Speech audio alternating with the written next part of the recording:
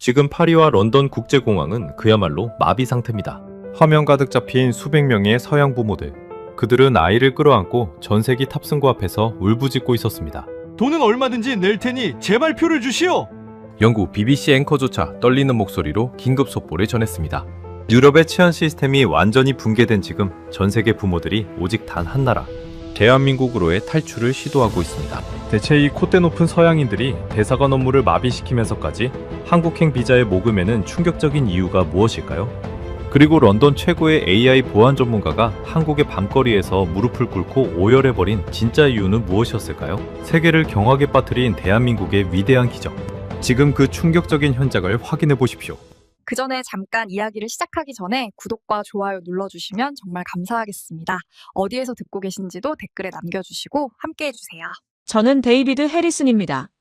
지금 저는 런던의 심장부 템스강의 잿빛 물결이 한눈에 내려다 보이는 50층.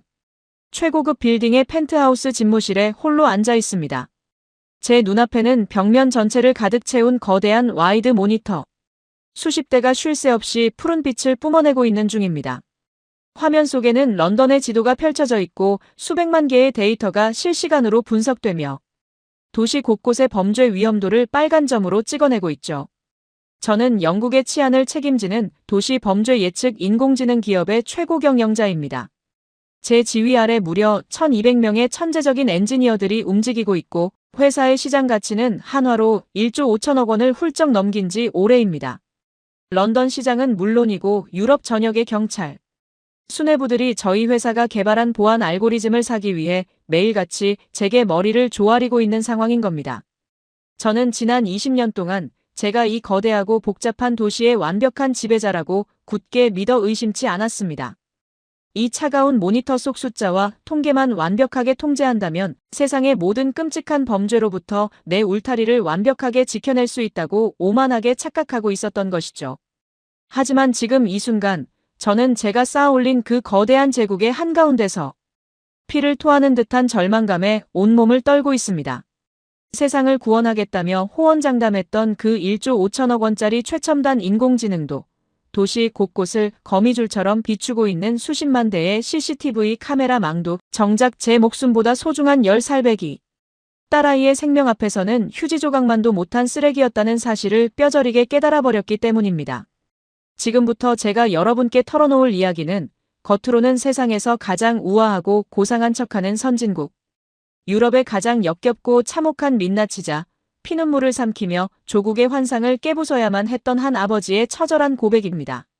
장면은 제가 그토록 완벽하다고 믿었던 런던 남서부의 최고급 주택가, 켄징턴의 한 거리로 이어지고 있습니다. 그곳은 런던에서도 네로라 하는 부호들과 지식인들이 모여 사는 범죄율 0%를 자랑하던 안전의 상징과도 같은 동네였죠. 길가에는 갓 구운 크루아상과 진한 커피 향이 풍겨오는 고급 카페가 줄지어 있고 한가롭게 명품 유모차를 끄는 부모들이 햇살을 즐기는 한 폭의 그림처럼 평화로운 오후의 풍경입니다. 제 사랑하는 딸 올리비아가 분홍색 토끼 인형이 달린 책가방을 메고 학교 수업을 마치고 집으로 총총걸음을 옮기고 있는 중입니다. 이 길은 아이가 유치원 시절부터 지금까지 수백 번도 넘게 오갔던 곳입니다. 길가의 가로수부터 보도블록의 금간 자국까지 모두 외우고 있을 만큼 세상에서 가장 안전해야 할 아이의 일상적인 하굣길인 것이죠. 하지만 올리비아가 단골 베이커리를 지나 인적이 살짝 드문 골목 모퉁이를 도는 바로 그 찰나의 순간입니다. 검은색 후드를 푹 눌러써 얼굴을 반쯤 가린 10대 불량배 3명이 마치 먹잇감을 노리던 들개들처럼 골목의 어둠 속에서 스멀스멀 기어나와 아이의 앞을 가로막고 섭니다.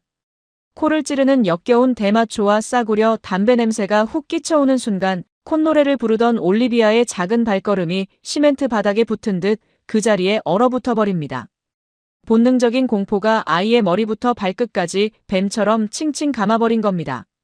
무리 중 가장 덩치가 크고 눈빛이 흐리멍덩한 녀석이 삐딱한 걸음으로 다가오더니 짐승 같은 목소리로 으르렁거립니다. 꼬마야, 등에 맨 그 예쁜 가방 지금 당장 벗어서 이리 내놓으시지. 올리비아는 가슴이 터질 듯한 공포 속에서 가쁜 숨을 몰아쉬며 두 손으로 가방끈을 하얗게 질리도록 꽉 움켜쥐고 있습니다. 제발 이러지 마세요.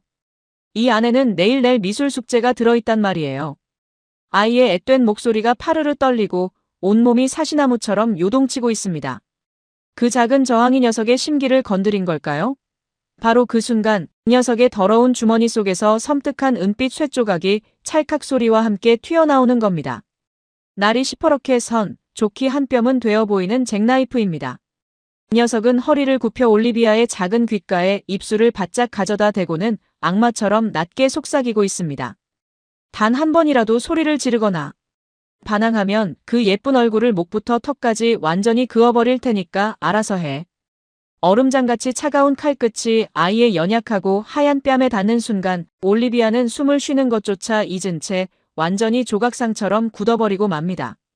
심장이 갈기갈기 찢어지는 듯한 공포 속에서 아이의 눈동자만 짐승 앞에 선 초식동물처럼 하얗게 질려 미친 듯이 흔들리고 있는 참혹한 상황입니다. 그런데 여러분, 제가 피를 토하는 심정으로 분노하는 지점은 이 사건의 끔찍함 그 자체가 아닙니다. 이 믿을 수 없는 참극이 벌어지는 현장에서 불과 5m 떨어진 곳, 바로 맞은편. 전면 유리창으로 된 고급 카페 안의 풍경이 저를 미치게 만드는 겁니다. 그 커다랗고 투명한 통유리창 너머로 무려 12명의 다 큰 어른들이 이 모든 상황을 똑똑히 지켜보고 있습니다. 블라인드가 쳐진 것도 아니고 시야를 가리는 장애물도 전혀 없습니다. 백주대낮에 10살짜리 어린 소녀가 흉악한 칼날 앞에서 벌벌 떨며 눈물을 흘리는 모습이 마치 초대형 스크린의 영화처럼 너무나도 선명하게 보이고 있는 것이죠. 자, 상식적으로 생각해 보십시오. 이 상황에서 어른들은 어떻게 행동해야 합니까? 당장 의자를 집어 던지고 뛰쳐나와 아이를 보호해야 하는 것 아닙니까? 아니면 최소한 다급하게 스마트폰을 꺼내 들어 경찰에 구조 요청을 해야 하는 것 아닙니까? 하지만 놀랍게도 그곳에 있는 단 한 사람도, 정말 단 한 명의 어른도 자신이 앉은 푹신한 의자에서 엉덩이를 떼지 않고 있습니다. 최고급 아르마니 정장을 빼입고 노트북을 두드리던 한 중년 남자는 공포에 질린 올리비아와 눈이 정통으로 마주치자 불쾌하다는 듯 미간을 찌푸리며 고개를 획 돌려버립니다. 그리고는 아무 일도 없다는 듯 에스프레소 잔을 들어 입가로 가져가고 있죠. 세련된 옷차림으로 브런치를 즐기던 젊은 여성은 아이의 떨리는 입술을 빤히 바라보더니 오히려 노이즈 캔슬링 이어폰을 귀에 깊숙이 쑤셔 넣으며 외부의 소리를 철저히 차단해버리고 있습니다. 심지어 창가 가장 명당 자리에 앉아있던 젊은 커플의 행동은 악마의 그것과 다를 바가 없습니다. 그들은 주머니에서 스마트폰을 꺼내 들고 있습니다. 경찰에 신고하려는 걸까요? 절대 아닙니다. 그들은 카메라 앱을 켜서 아이가 칼에 위협당하며 무너져 내리는 그 끔찍한 순간을 자신들의 소셜미디어에 올려 조회수를 빨아먹기 위해 낄낄거리며 동영상으로 촬영하고 있는 겁니다. 결국 올리비아가 가방을 무참히 빼앗기고 차가운 시멘트 바닥에 주저앉아 짐승처럼 소리 없는 눈물을 쏟아내는 그 마지막 순간까지도 카페 안의 고상한 런던 시민들은 그저 커피를 홀짝이고 샌드위치를 베어 물며 철저하게 아이를 외면해버렸습니다. 두꺼운 유리창 하나를 사이에 두고 한 아이의 영혼이 칼날에 난도질당해 죽어가고 있는데도 말입니다. 런던이라는 이 거대하고 화려한 도시가 시민의식과 신사의 나라라며 전 세계를 향해 오만을 떨던 영국이라는 사회가 백주대낮에 10살짜리 아이를 쓰레기처럼 완벽하게 버린 겁니다. 그날 저녁 무거운 발걸음으로 현관문을 열고 저택 안으로 들어선 저는 평소와는 완전히 다른 죽은 자들의 무덤 같은 서늘한 공기를 직감합니다.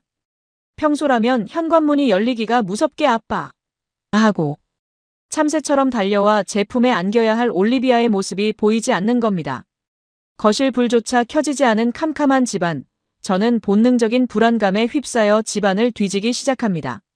그리고 거실 소파의 가장 구석진 곳, 짙은 그림자가 드리워진 그곳에 아이가 무릎을 가슴까지 한껏 끌어안은 채 몸을 둥글게 웅크리고 있는 것을 발견합니다.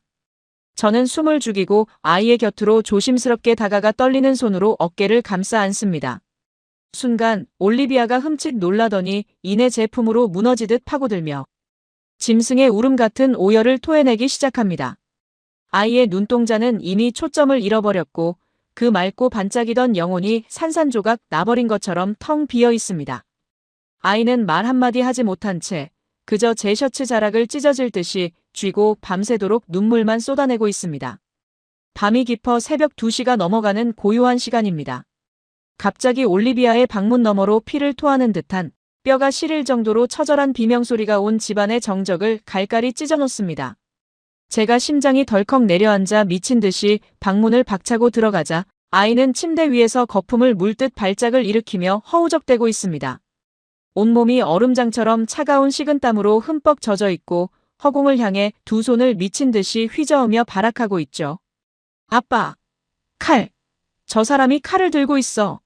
내 얼굴을 자르려고 해. 아빠 살려줘. 아이는 두 눈을 부릅뜨고 있지만 초점이 나간 눈동자는 바로 눈앞에 있는 저를 전혀 알아보지 못하고 있습니다.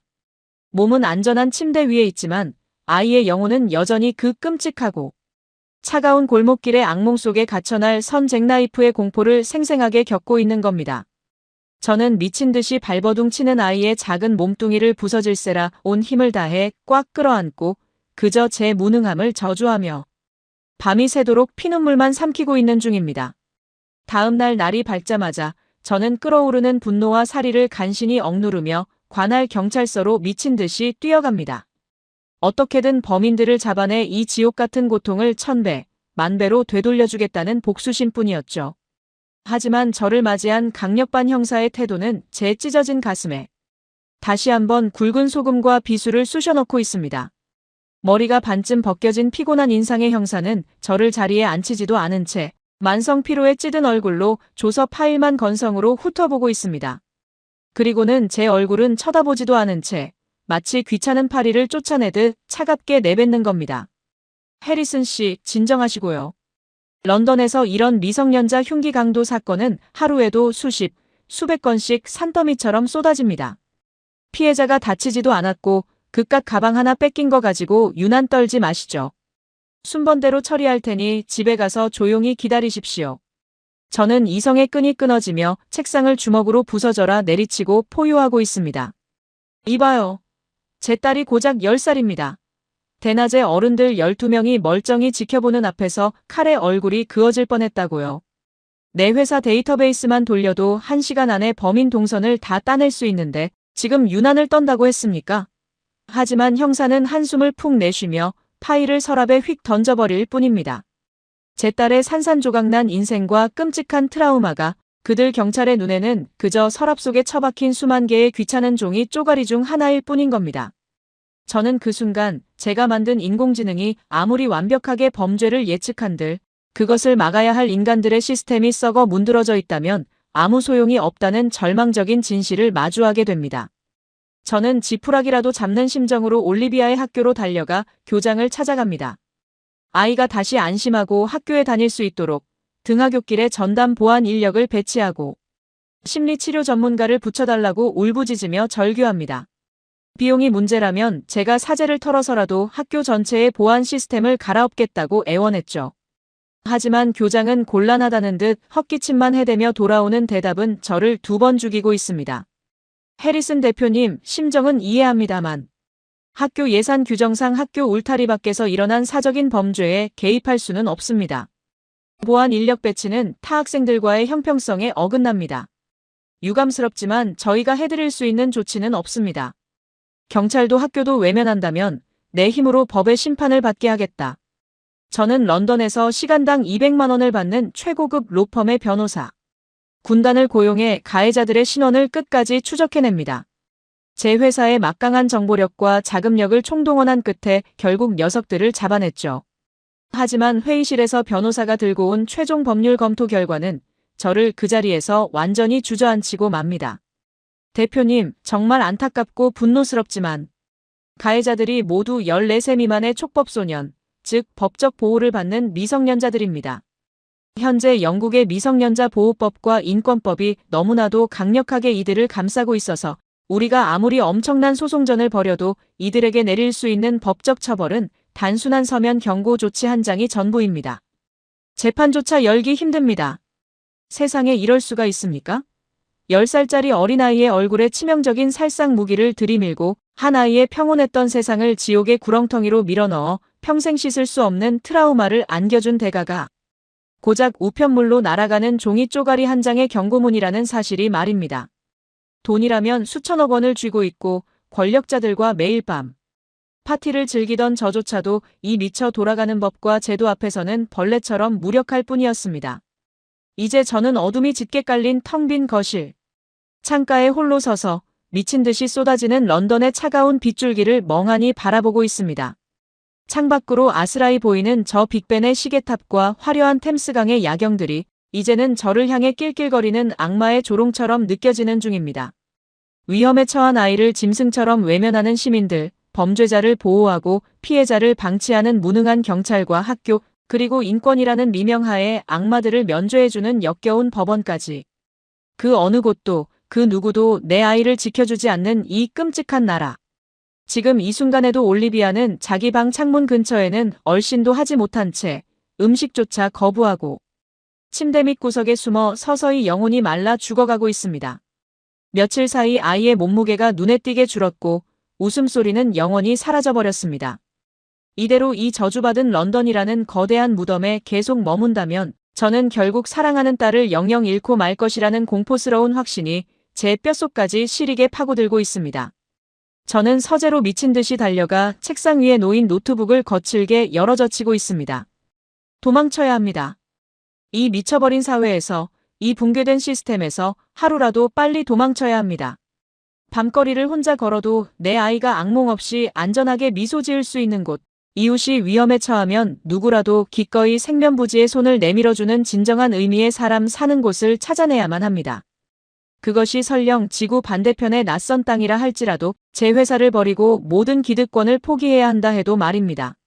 모니터 화면의 검색창 위로 전 세계의 안전한 국가를 찾기 위한 제 떨리는 손가락이 미친 듯이 자판을 두드리기 시작합니다.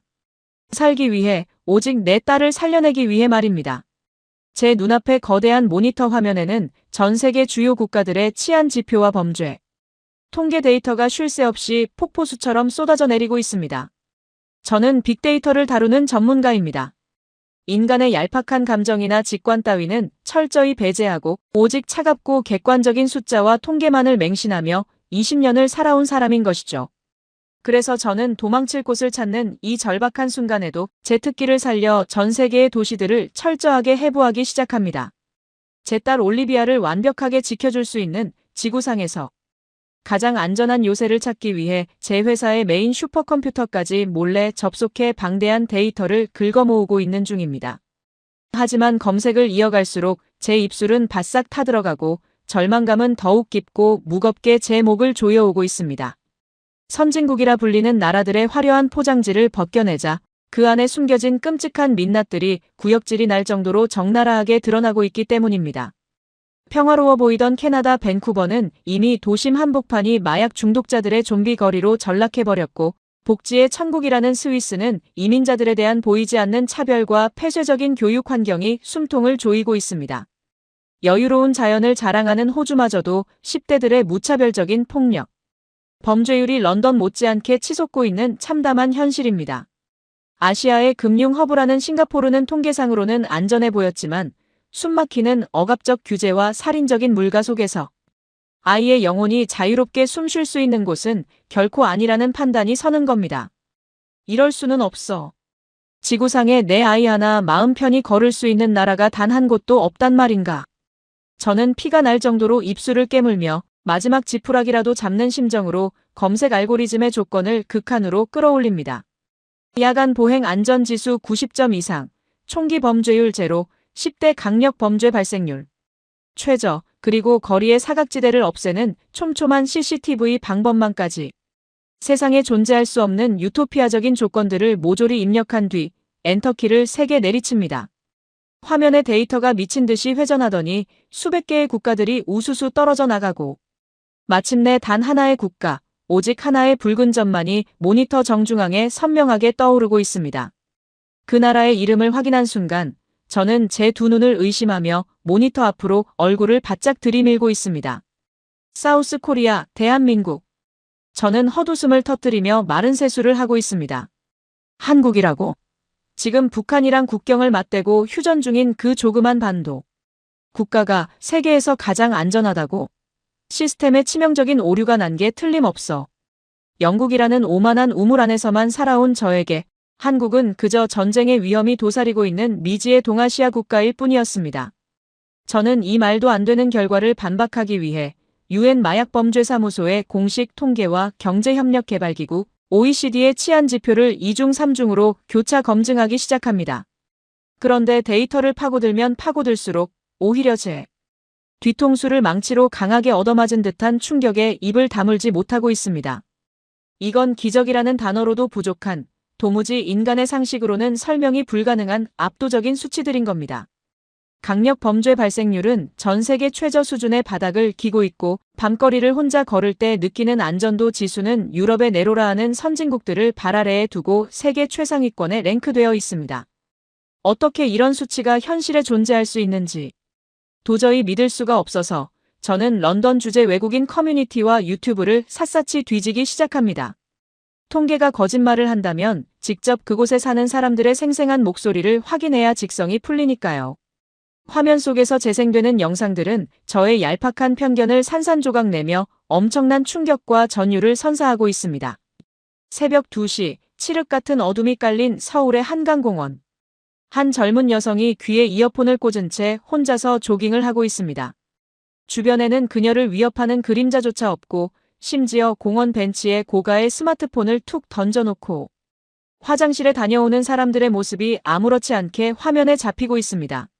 런던이었다면 단 10초 만에 훔쳐가고도 남았을 최신형 노트북이 한국의 번화가 카페 테이블 위에 무방비 상태로 방치되어 있는데도 지나가는 그 누구 하나 눈길조차 주지 않고 있는 겁니다. 세상에. 훔쳐가지를 않는다고? 대낮에 10살 아이의 가방을 칼로 뺏는 런던과는 아예 다른 행성인 건가? 어느 미국인 아버지가 올린 브이로그 영상을 보던 중 저는 기어이 참았던 눈물을 터뜨리고 맙니다. 영상 속에서 8살 남짓 되어 보이는 어린 꼬마가 어두운 밤 10시에 혼자 심부름을 하러 편의점에 걸어가고 있습니다. 아이의 표정에는 공포 따위는 전혀 없고 오히려 환하게 웃으며 거리를 걷고 있죠. 저는 모니터 화면 속 그 꼬마의 얼굴을 떨리는 손으로 쓰다듬으며 오열하고 있습니다. 저 환한 미소가, 저 평온한 일상이 바로 제가 그토록 올리비아에게 되찾아주고 싶었던 전부였기 때문입니다. 더 이상 망설일 이유가 없습니다. 기계가 아닌 사람의 온기가 살아있는 저 기적의 나라로 제 모든 것을 던져서라도 가야만 한다는 확신이 제 온몸을 지배하고 있는 겁니다. 다음 날 아침, 런던 시내가 한눈에 내려다 보이는 저희 회사의 최고급 유리. 회의실 안은 숨막히는 긴장감으로 팽팽하게 얼어붙어 있습니다. 제 20년 지기 친구이자 공동 창업자인 리처드, 그리고 회사의 핵심 임원들이 매서운 눈빛으로 저를 쏘아보고 있는 중입니다. 제가 런던 본사 CEO 자리를 내려놓고 가족들과 함께 한국으로 이주하겠다는 폭탄 선언을 던졌기 때문입니다. 최고급 맞춤 정장을 입은 리처드가 책상을 거칠게 내리치며 핏대를 세우고 있습니다. 데이비드, 자네 지금 제정신인가? 올리비아 일로 충격이 큰 건 이해하지만 이건 명백한 정신적 외상에 의한 판단. 차고야. 당장 다음 달에 유럽연합경찰청과 4천억 원짜리 메가톤급 계약이 걸려 있어. 이 1조 5천억 원짜리 거대한 제국을 놔두고 고작 북한 옆에 붙어있는 그 위험천만한 동아시아의 작은 나라로 도망치겠다고. 저는 밤새 정리한 한국의 치안 데이터와 영상 자료들을 테이블 위로 던지며 단호하게 맞서고 있습니다. 리처드, 이 숫자를 똑똑히 봐. 이건 단순한 도피가 아니야. 생존을 위한 유일한 탈출구라고. 한국은 우리가 그토록 구현하고 싶어 했던 완벽한 안전망이 이미 사회 전체에 녹아있는 나라야. 하지만 리처드는 서류를 거들떠보지도 않은 채 비릿한 냉소를 흘리고 있습니다. 순진하기 짝이 없군. 동아시아 국가들의 통계를 믿어. 국가 이미지를 포장하려고 범죄 신고율 자체를 조작하고 숨기는 거라고.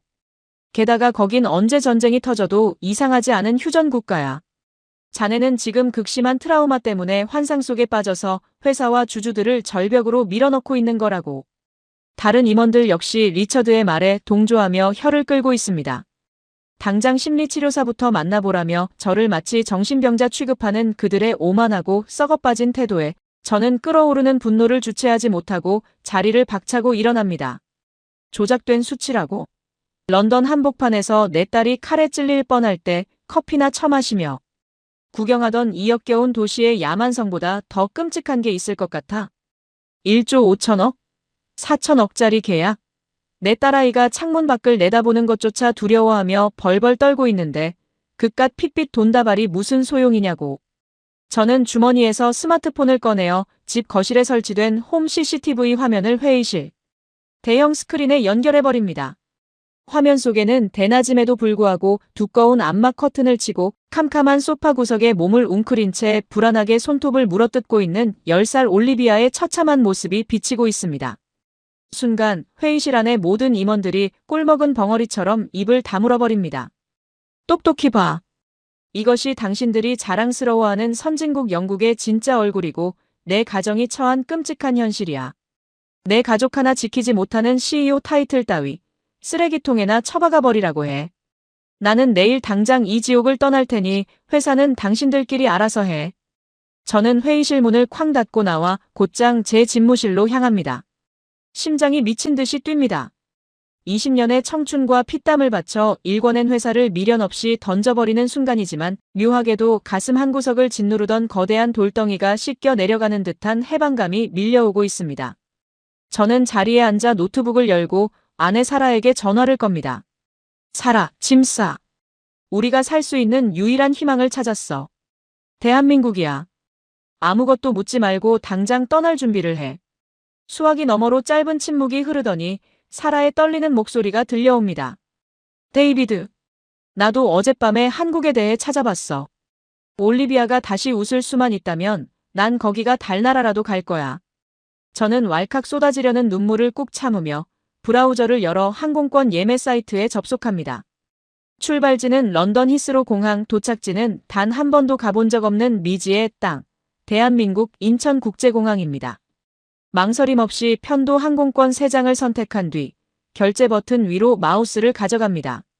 검지로 마우스를 딸깍 누르는 바로 그 찰나의 순간 런던의 이 끔찍한 악몽과 작별하고 새로운 기적의 문을 여는 짜릿한 전율이 제 온몸의 세포를 타고 흐르고 있습니다. 화면에 예약이 완료되었습니다. 라는 초록색 글씨가 선명하게 떠오르는 순간 저는 비로소 짐승 같은 안도의 한숨을 토해내며 의자에 깊숙이 등을 기대고 있습니다. 이제 남은 것은 이 오만한 유럽의 한가운데서 피투성이가 된 채 도망치는 우리 가족을 과연 저 낯선 동방의 나라가 어떻게 품어줄 것인지 마주하는 일뿐입니다. 비행기 출발까지 남은 시간은 단 24시간.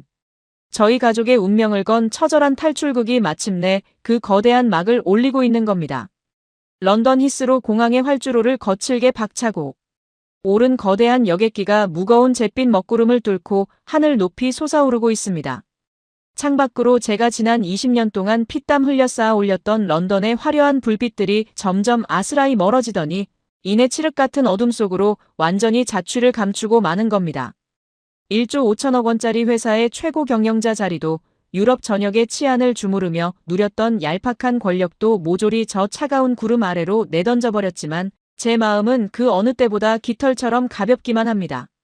천천히 고개를 돌려 제 옆자리를 바라봅니다. 제 목숨보다 소중한 딸 올리비아가 비행기 좌석에 몸을 작게 웅크린 채 새근새근 일정한 숨을 쉬며 아주 깊은 잠에 빠져 있는 중이죠. 그 끔찍했던 대낮의 칼부림 사건이 일어난 날 이후 무려 석 달 만에 처음으로 마주하는 모습입니다. 밤마다 발작을 일으키며 비명을 지르지도 온몸을 적시던 식은땀을 흘리지도 않고 아이가 이렇게 평온한 천사의 얼굴로 잠든 모습을 말입니다.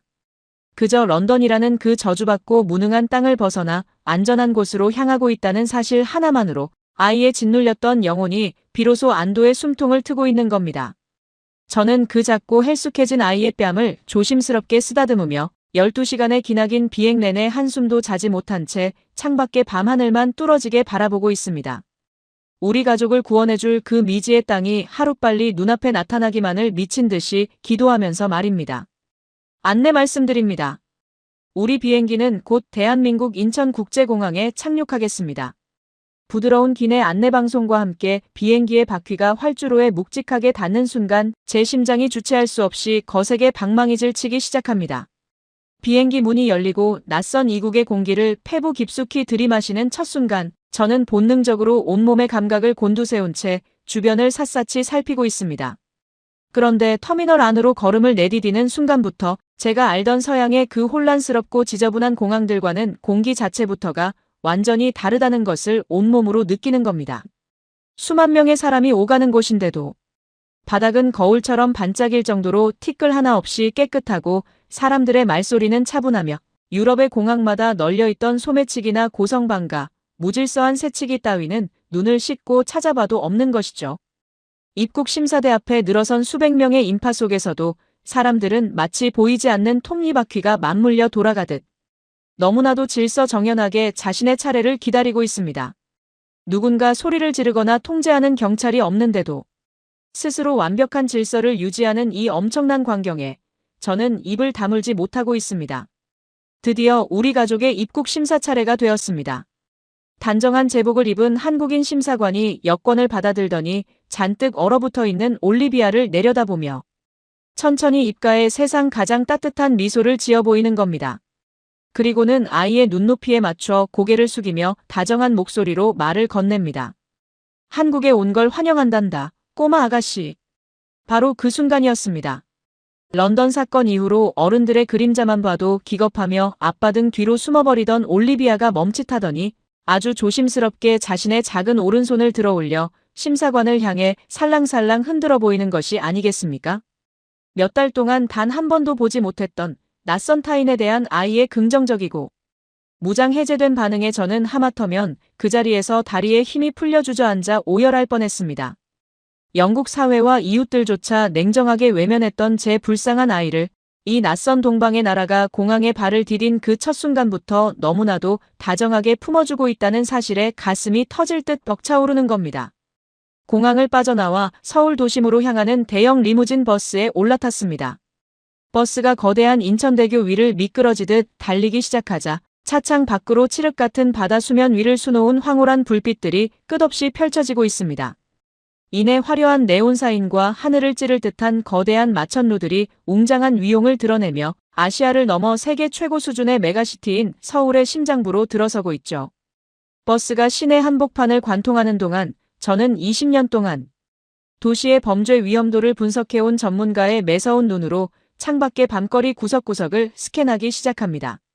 어두운 골목에 사각지대는 없는지, 지나가는 사람들의 걸음걸이에 공격성은 없는지, 우범지대의 징후는 없는지 제 머릿속에 위험 탐지 알고리즘이 미친 듯이 돌아가고 있는 겁니다.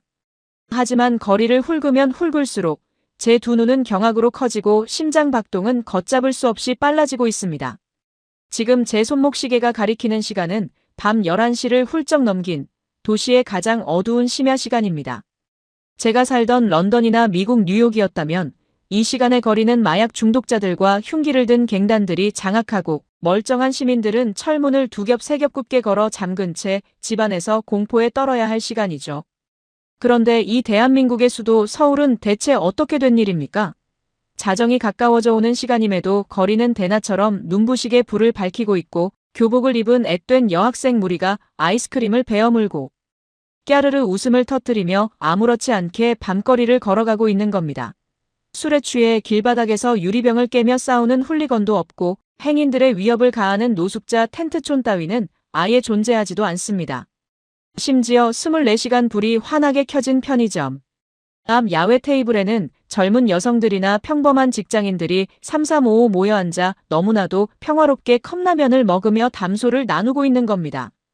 더 기가 막힌 것은 누군가 고가의 최신형 스마트폰이나 지갑을 테이블 위에 툭 던져놓고 화장실에 다녀오는데도 지나가는 그 누구 하나 눈길조차 주지 않는다는 사실입니다. 런던의 노천 카페였다면 단 10초 만에 오토바이를 탄 날치기범이 채가고도 남았을 상황인데 말입니다. 그때 올리비아가 버스 유리창에 코가 짓눌릴 정도로 얼굴을 바짝 붙여 선 채 밖을 내다보며 제게 떨리는 목소리로 속삭이고 있습니다. 아빠, 여기 사람들은 아무도 안 무서워 보여. 다들 웃고 있고 거리에 나쁜 사람들이 안 숨어 있어.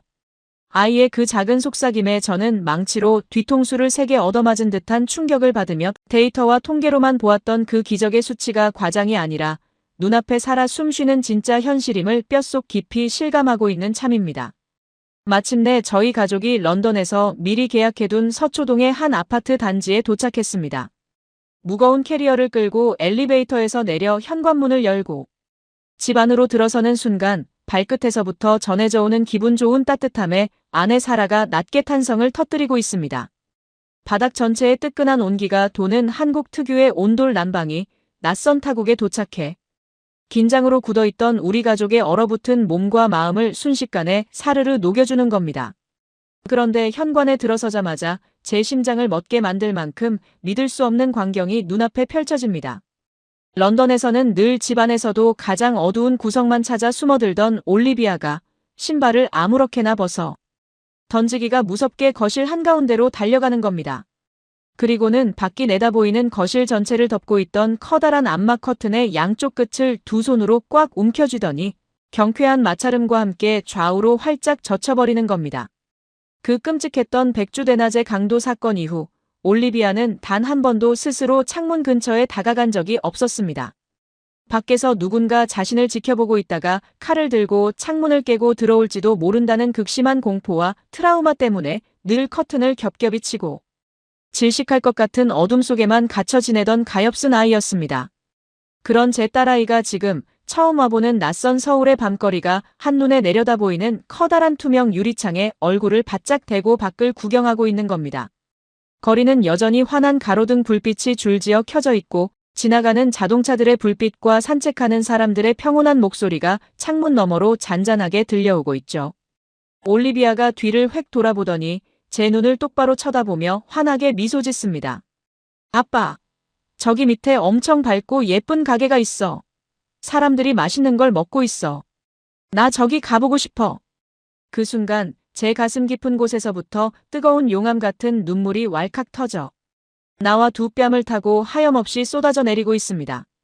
불과 이틀 전까지만 해도 런던의 방구석에서 괴물들이 쳐들어온다며 벌벌 떨던 아이가 대한민국이라는 이 땅에 온 지 단 몇 시간 만에 스스로 어둠을 걷어내고 밖에 나가고 싶다고 말하고 있는 이 기적 같은 현실 앞에 저는 그저 짐승처럼 오열할 수밖에 없는 겁니다. 그래, 우리 예쁜 딸. 당장 가보자. 저는 눈물을 훔칠 새도 없이 아이의 작은 손을 꽉 부여잡고 미친 듯이 아파트 1층으로 내려가고 있습니다. 엘리베이터 문이 열리고 1층 로비로 나서는 순간 작은 경비실. 창문 너머로 제복을 입은 백발이 성성한 한국인 경비원 할아버지와 정면으로 눈이 마주치고 있습니다. 제가 살던 런던의 수십억 원짜리 최고급 펜트하우스에도 보안 요원들은 득실거렸습니다. 하지만 그들은 철저하게 돈을 받고 고용된 기계처럼 차가운 눈초리로 사람들을 위아래로 훑어보며 출입만 통제할 뿐이었습니다. 아이가 울든 말든 철저하게 남의 일이었죠. 하지만 이 한국의 낡은 아파트 경비원. 어르신은 낯선 파란 눈의 외국인 부녀를 보자마자 읽고 있던 신문을 덮고 자리에서 벌떡 일어나시는 겁니다. 그리고는 사람 좋은 푸근한 미소를 얼굴 한가득 머금고 허리를 굽혀 꾸벅 인사를 건네십니다. 아이고, 오늘 영국에서 새로 이사온 그 외국인 가족인가 보네. 먼 길 오느라 고생 많았소. 우리 아파트에 온 걸 환영합니다. 저는 비록 그 한국어의 정확한 뜻을 모두 알아듣지는 못하지만 어르신의 목소리에 깊게 배어있는 그 짙은 환대와 다정한 진심만큼은 국경을 넘어 제 심장을 정통으로 관통하듯 뚜렷하게 느낄 수 있는 것이죠. 경비원 할아버지가 빙그레 웃으시며 주머니를 뒤적거리시더니 반짝이는 포장지에 쌓인 알록달록한 과일맛 사탕 두 알을 꺼내십니다. 그리고는 우리 올리비아의 눈높이에 맞춰 무릎을 굽히고 쪼그려 앉으시는 겁니다. 세월의 흔적이 깊게 패인 그 투박하고 주름진 손으로 사탕을 내밀며 아이와 눈을 다정하게 맞추십니다. 올리비아는 흠칫 놀라며 멈칫하더니 예전처럼 비명을 지르며 제 등 뒤로 숨는 대신 제 눈치를 살짝 쳐다봅니다. 제가 고개를 끄덕여주자 아이는 이내 두 손을 가지런히 모아 너무나도 공손하게 사탕을 받아드는 겁니다. 감사합니다. 아이의 개미만한 앳된 인사에 할아버지는 오냐 이쁘기도 하지 하며 껄껄 웃으시더니 올리비아의 금발 머리를 따뜻하게 쓰다듬어 주십니다. 놀랍게도 올리비아 역시 할아버지의 그 거칠지만 온기 가득한 손길을 피하지 않고 오히려 기분 좋은 고양이처럼 수줍게 배시시 웃어 보이고 있습니다. 세상에, 이게 말이 됩니까? 길에서 모르는 어른이 한 발짝만 다가와도 기절할 듯이 비명을 지르며 바닥에 주저앉던 극심한 트라우마 환자였습니다. 그런 제 아이가 이역만리 낯선 땅에서 처음 본 경비원 할아버지에게 두 손으로 선물을 받고 웃음을 터뜨리다니요. 런던 최고의 심리 상담사들도 석 달 동안 해내지 못했던 치유를 한국의 평범한 경비원 할아버지가 단 1분 만에 사탕 2알로 해내신 겁니다. 저는 끓어오르는 감격과 감사를 주체하지 못해 바보처럼 연신 허리를 90도로 굽혀가며 할아버지에게 인사를 올리고 또 올리고 있습니다. 어르신의 따뜻한 눈빛 배웅을 등 뒤로 받으며 저희 부녀는 아파트 앞을 벗어나 환하게 불이 켜진 편의점으로 천천히 걸어가고 있습니다.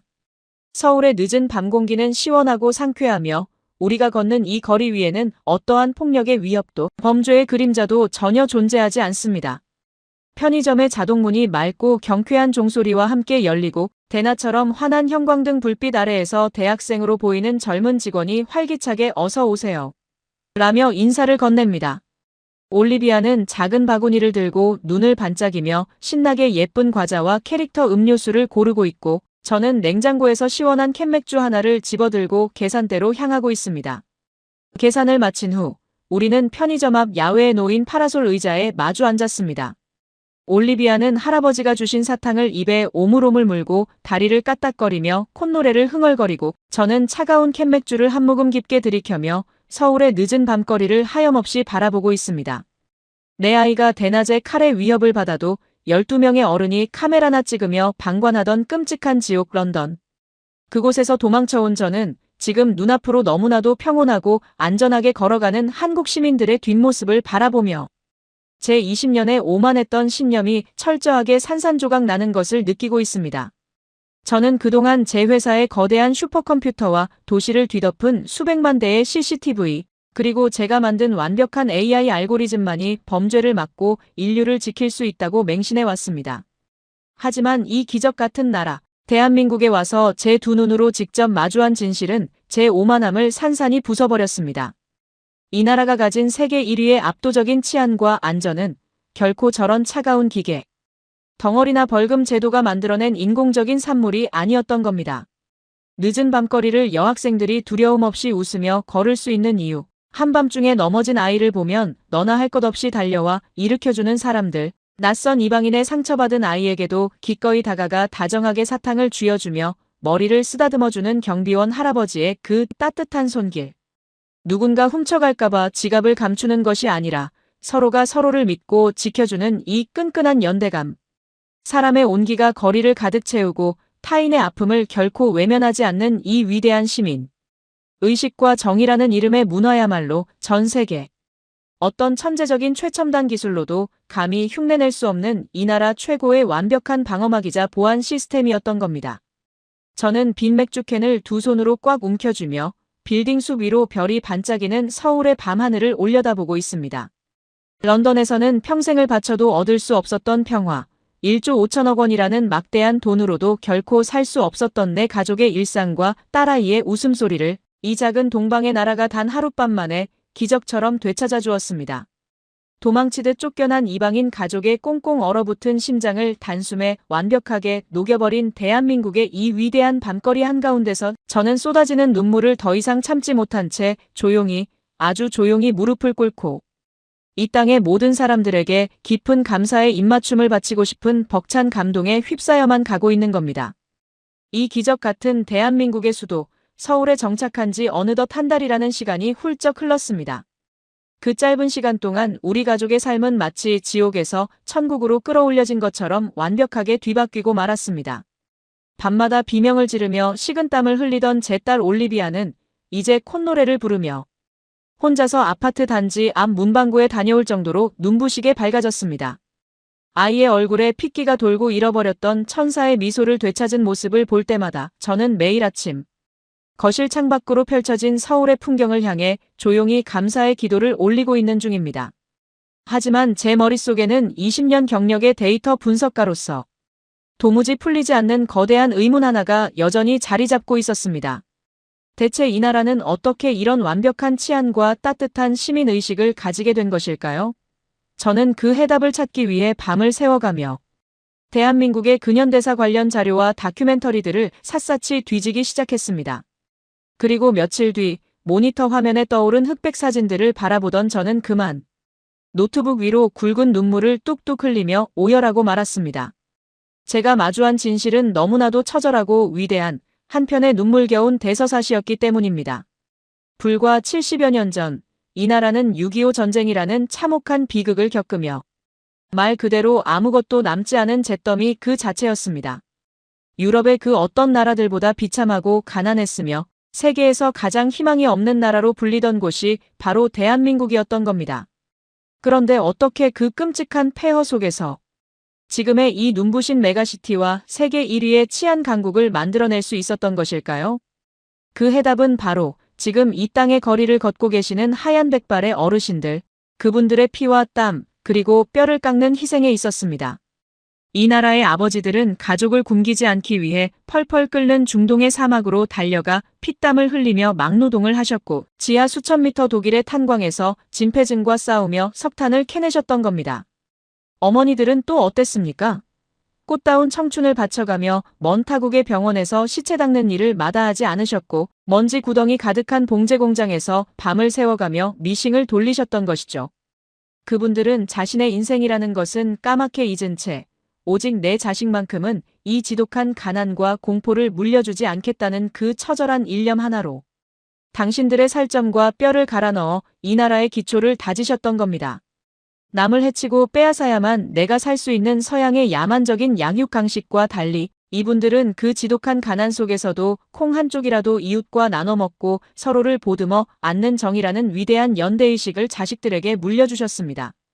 제가 한국의 밤거리에서 보았던 그 완벽한 안전망, 우리 올리비아에게 기적처럼 사탕을 쥐어주시던 경비원 할아버지의 따뜻한 손길, 쓰러진 사람을 보면 너나 할 것 없이 달려오는 그 눈부신 시민의식, 그 모든 것은 제가 만들었던 1조 5천억 원짜리 차가운 인공지능 따위가 만들어낸 것이 아니었습니다. 바로 이 나라를 일구어내신 위대한 기성세대, 어르신들의 눈물겨운 희생과 헌신이 만들어낸 세상에서 가장 견고하고 거룩한 방패였던 것입니다. 저는 이 벅차오르는 감동과 끓어오르는 존경심을 도저히 주체할 수가 없었습니다. 그래서 떨리는 손으로 제 개인 블로그와 전 세계 보안 전문가들이 모이는 거대한 글로벌 포럼에 장문의 글을 써내려가기 시작했습니다. 제목은 나는 내 딸을 살리기 위해 1조 5천억 원짜리 런던의 인공지능을 버리고 한국의 위대한 어르신들이 만든 기적의 품으로 도망쳤다였습니다. 저는 이 글에 대낮에 칼부림을 당하고도 외면받았던 영국의 끔찍한 현실, 그리고 한국에 도착하자마자 마주한 그 경이로운 치안과 기성세대의 숭고한 희생의 역사를 제가 가진 모든 데이터를 덧붙여 아주 적나라하게 폭로해버렸습니다. 그리고 다음 날 아침, 눈을 뜬 저는 제 스마트폰이 터질 듯이 울려대는 알림 소리에 경악을 금치 못하고 있습니다. 하룻밤 사이에 제 글의 조회수가 무려 1000만 뷰를 훌쩍 넘겨버린 겁니다. 댓글창은 그야말로 폭발 직전이었습니다. 런던, 파리, 베를린, 뉴욕 할 것 없이 범죄와 폭력에 노출되어 매일 밤 공포에 떨고 있던 서구권의 부모들이 미친 듯이 몰려들어 절규를 쏟아내고 있었던 것이죠. 맙소사! 우리 아들도 파리 지하철에서 강도를 당해 병원에 누워있소. 도대체 그 기적 같은 나라가 어디란 말이오? 제발 한국으로 가는 방법 좀 알려주세요. 우리 가족 전 재산을 다 팔아서라도 그 나라로 가고 싶습니다. 사태는 제가 상상했던 것 이상으로 걷잡을 수 없이 커져버렸습니다. 며칠 뒤 거실에서 뉴스를 틀어놓고 있던 아내 사라가 찢어질 듯한 비명을 지르며 저를 불렀습니다. 데이비드, 빨리 이것 좀 봐요. 지금